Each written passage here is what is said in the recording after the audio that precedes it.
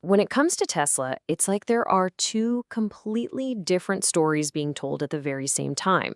So in this explainer, we're asking a big question. Is this a revolutionary tech company about to change the world again? Or is it just a car company that's hitting a major speed bump? So here's how we're going to break it down. We'll start with that core conflict, then explore the incredible future that the optimists are seeing. After that, we'll get real about the tough challenges the pessimists are pointing to, and then we'll try to figure out what the road ahead really looks like. All right, so let's jump right into the central paradox here. How can one company be soaring toward the future and stumbling in the present, all at once? It really boils down to this clash between today and tomorrow. Right now, the company's core business, selling cars, is showing some serious signs of trouble. But, and this is key, investors aren't valuing Tesla based on today's car sales. They're betting big on a radical future full of AI and robotics. Okay, so first up, let's dive into that soaring vision.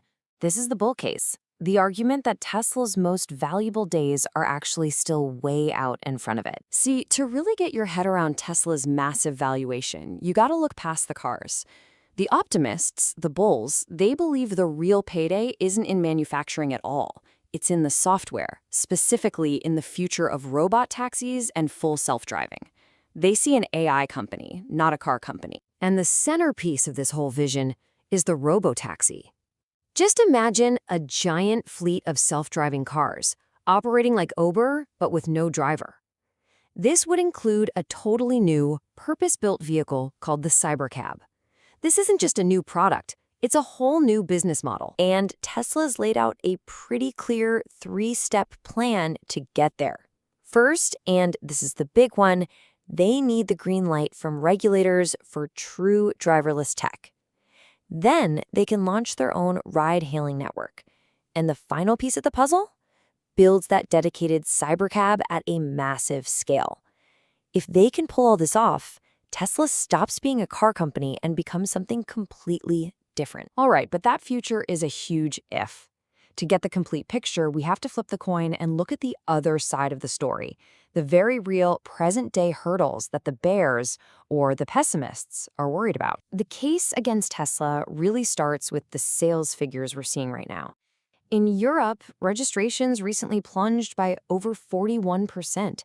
But what's really alarming for Tesla is that this happened while the overall market for electric vehicles was actually growing. And we're seeing a similar story in another critical market, China.